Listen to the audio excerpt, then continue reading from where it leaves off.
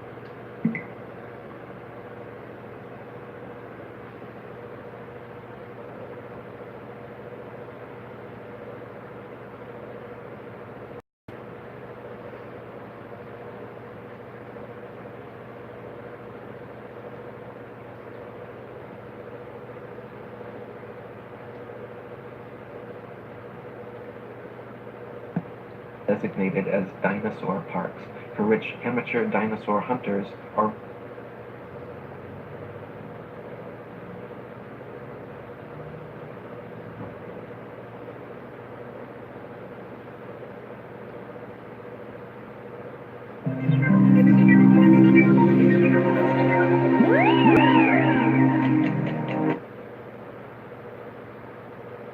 area was originally defined by Sir Richard Owen of the Royal Society and superintendent of the British Museum Natural History Department in 1842.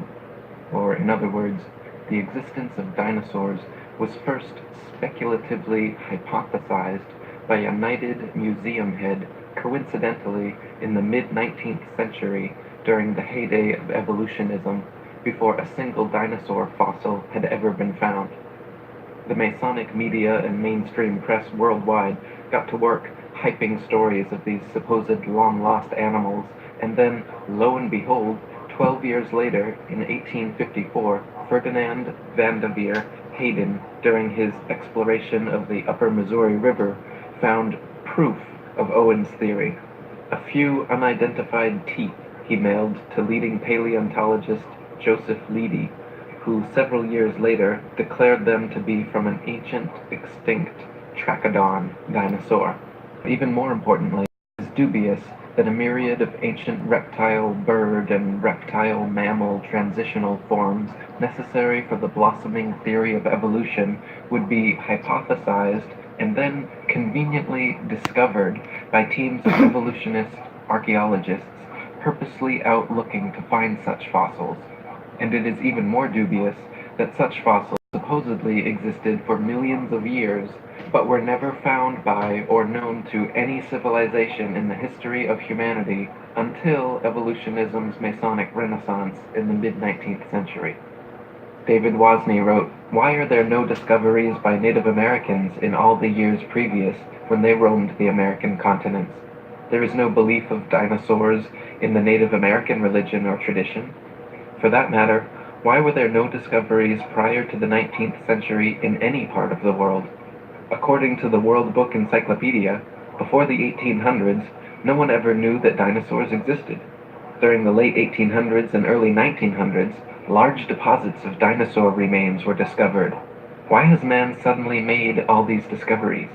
No tribes, cultures, or countries in the world ever discovered a dinosaur bone before the mid-1800s, and then they were suddenly found all over the world in North America, South America, Europe, Asia, Africa, Argentina, Belgium, Mongolia, Tanzania, West Germany, and many other places apparently had large deposits of dinosaur fossils never before seen.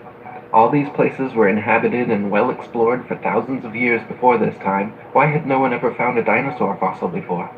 According to the book The Dinosaur Project, paleontological journalist Wayne Grady claims the period following this, from around 1870 to 1880, became a period in North America where some of the most underhanded shenanigans in the history of science were conducted. In what was known as the Great Dinosaur Rush, or the Bone Wars, Edward Drinker Cope of the Academy of Natural Sciences and Othniel Marsh of the Peabody Museum of Natural History began a lifelong rivalry and passion for dinosaur hunting. They started out as friends, but became bitter enemies during a legendary feud involving double-crossing, slander, bribery, theft, spying, and destruction of bones by both parties. Marsh is said to have discovered over 500 different ancient species, including 80 dinosaurs, while Cope discovered 56. Out of the 136 dinosaur species supposedly discovered by the two men, however, only 32 are presently considered valid, as the rest have all proven to be falsifications and fabrications. None of them once claimed to find a complete skeleton either, so all their work involved reconstructions. In fact, to this day, no complete skeleton has ever been found, and so all dinosaurs are reconstructions. David Wozni wrote, "Discoveries and excavations seem not to be made by disinterested people such as farmers, ranchers, hikers, outdoor recreationists, building construction industry basement excavators, pipeline trench diggers, and mining industry personnel, but rather by people with a vested interest such as paleontologists, scientists, university professors, and museum organization personnel who were intentionally looking for dinosaur bones or who have studied dinosaurs previously. Finds are often made during special dinosaur bone hunting trips and expeditions by these people to faraway regions already inhabited and explored. This seems highly implausible. More believable is the case of the discovery of the first original Dead Sea Scrolls in 1947, which were unintentionally discovered by a child and which were all published by 1955. In some cases of a discovery of dinosaur bones by a disinterested person, it was suggested to them by some professional in the field to look or dig a certain area. Also very interesting to note are special areas set aside and designated as dinosaur parks, for which amateur dinosaur hunters are required to first obtain a dinosaur hunting license. Whatever destination these establishment-funded archaeologists and paleontologists set, it seemed they found incredible numbers of fossils in tiny areas. In one of the largest dinosaur excavation sites, called the Ruth Mason Quarry, over 2,000 fossils were allegedly discovered. Casts and original skeletons assembled from these bones are currently on display in over 60 museums worldwide. Florentino Ameghino, head of paleontology at La Plata Museum, is amazingly responsible for 6,000 fossil species supposedly discovered throughout his career, all in Argentina. Dinosaur hunter Earl Douglas sent 350 tons of excavated dinosaur bones to the Carnegie Museum of Natural History throughout his career, all coming from the Dinosaur National Monument in Utah. During an expedition to Patagonia, Dr. Louis Chiappe and Dr. Lowell Dingus supposedly discovered thousands of dinosaur eggs at a site of only a few hundred square yards. Many experts have mentioned how such finds of huge quantities of fossils in one area by just a few highly invested individuals goes against the laws of natural probability and lends credence to the likelihood of forgeries or concentrated planting efforts. David Wozni wrote, "Dinosaur bones sell for a lot of money at auctions. It is a profitable business. There is pressure for academics to publish papers. Museums are in the business of producing displays that are popular and appealing. Movie producers and the media need to produce material to sell to stay in business. The mainstream media loves to hype alleged dinosaur finds. Much is to be gained by converting a bland, non-dinosaur discovery of a bone of modern origin into an impressive dinosaur find and letting artists' interpretations and imaginations take the spotlight rather than the basic, boring, real find. There are people who desire and crave prestige, fame, and attention. There is the bandwagon effect and crowd behavior. And then there are people and entities pursuing political and religious agendas. Highly rewarding financial and economic benefits to museums, educational and research organizations, university departments of paleontology, discoverers and owners of dinosaur bones, and the book, television, movie, and media industries may cause sufficient motivations for ridiculing of open questioning and for suppression of honest investigation. The fact that T-Rex bones have sold at auctions for upward of $12 million shows how lucrative the field of dinosaur hunting can be, and it just happens to be museum officials who serendipitously seem to make the most prolific finds. The first dinosaur to ever be publicly displayed was the Hadrosaurus folci at Edward Drinker Cope's Academy of Natural Sciences in Philadelphia. The bones were co-discovered by Joseph Leidy, Cope's esteemed professor, and the man responsible for the Trachodon Toothosaurus. The original Hadrosaurus reconstruction, which is still on display today, shows a huge plaster cast bipedal reptile standing upright using its tail as a third leg. What few people know, however, is that no skull was ever discovered and no original bones were put in the public exhibit. David Wasney wrote, "A visual and a sculptural artist were promptly hired to invent a skull, and from the illustrations of another artist who had depicted the iguanodon, the two artists drew the same face for the Hadrosaurus folci. The people involved could now technically defend the existence of this dinosaur if someone were to ask. The stunt worked out so well and fooled the public so thoroughly that they could later change the head of the creature without anyone noticing. To this day, Hadrosaurus folci is on display at the Academy of Natural Sciences in Philadelphia. The bones are said to be kept behind heavy closed doors, but a plaster copy is exhibited in their place. So we learn of an iguana skull being substituted for the skull of a dinosaur on display. What was the public told at the time? What are we not being told today? What we are not being told is that this is the rule and not the exception. To this day, not a single complete skeleton of any dinosaur has ever been found. All the museum displays, models, mannequins, cartoons, and movies of prehistoric monsters you have ever seen are all imaginative reconstructions based on incomplete skeletons arranged in a manner paleontologists believe to be most realistic. Furthermore, the skeletons exhibited in museums are all admittedly intricate fabrications made of plaster, fiberglass, various epoxies, and other animal bones, not original fossils. When dinosaur bones are transported and prepared, they use strips of burlap soaked in plaster to jacket over the fossils. Then, after applying a tissue separator to keep the plaster from direct contact with the bone, the soaked burlap strips are laid on until it is totally encased in a protective, mummy-like coating ready for safe transport. In an article titled, "A Fossil's Trail from Excavation to Exhibit," one insider remarked that through mold making and casting, we can totally fabricate limbs, ribs, vertebrae, etc. for the missing pieces of an articulated skeletal mount.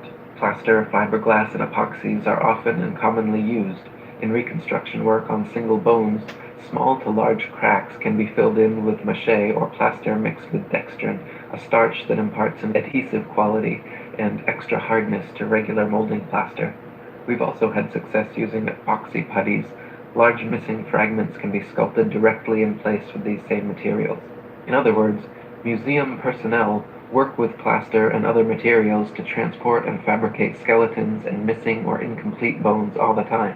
In fact, the huge dinosaur bone displays found in museums across the world are admittedly carefully prepared fakes.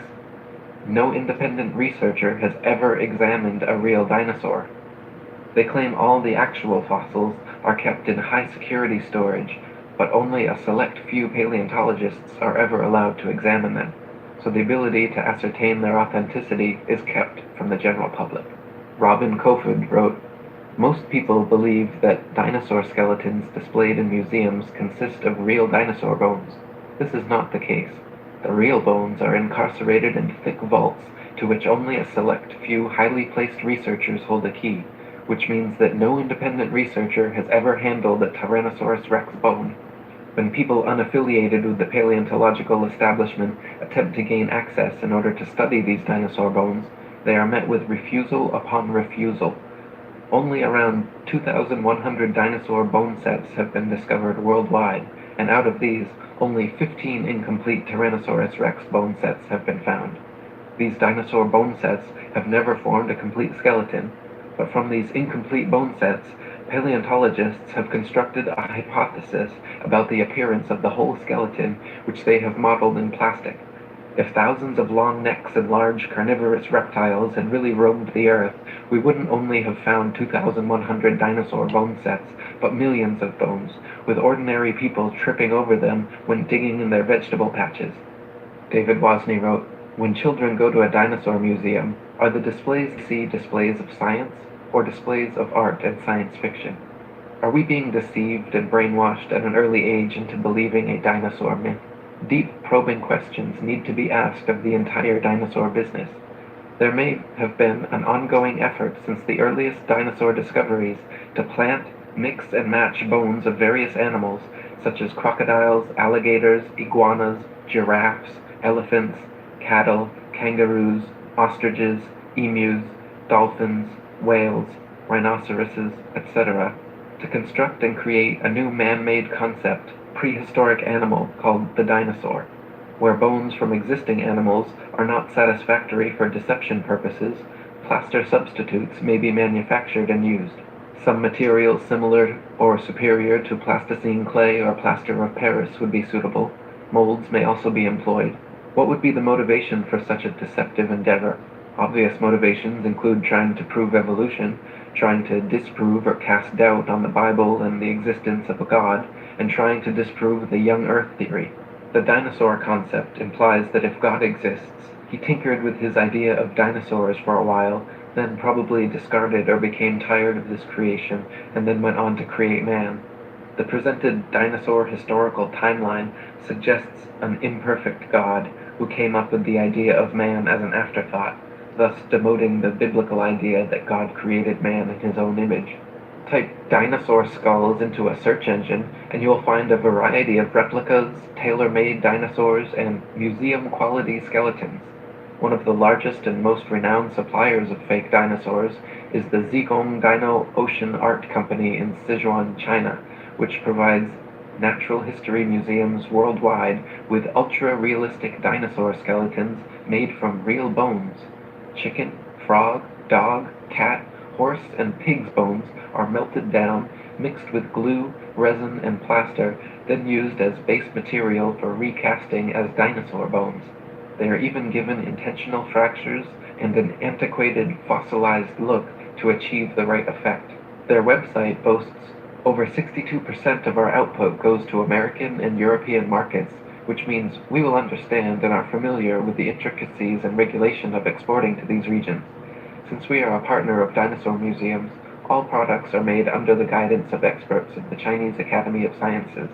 We have gained a global sales network reaching USA, Brazil, France, Poland, Russia, Germany, Saudi Arabia, South Korea, Thailand, Indonesia, exhibited in Peru, Argentina, Vancouver, Cincinnati, Chicago, and other places.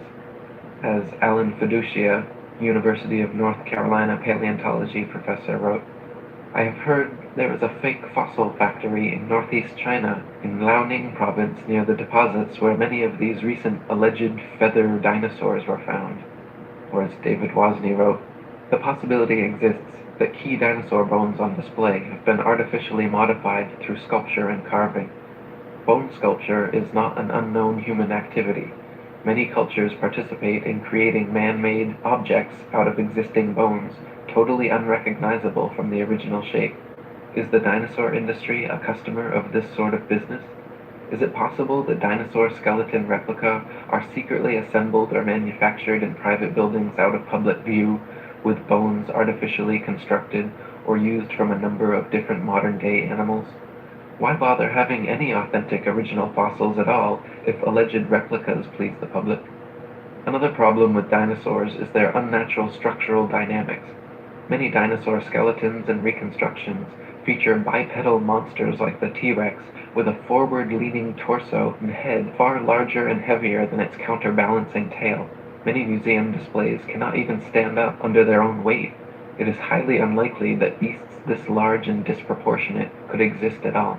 The loads acting on their skeletons are so great that calculations indicate the bones of the largest dinosaurs would buckle and crack under their own immense weight. Experts have also pointed out that dinosaurs would have to have moved much slower than portrayed in movies to prevent sudden shocks to their skeletons. David Wozni wrote, "This idea of slow-moving animals does not agree with the biomechanical analysis of dinosaurs, which indicate that the dinosaurs were agile, active creatures. This is the paradox between the dinosaur's size and lifestyle. Many displays and drawings of dinosaurs appear to be an absurdity, showing a two-legged animal that would be totally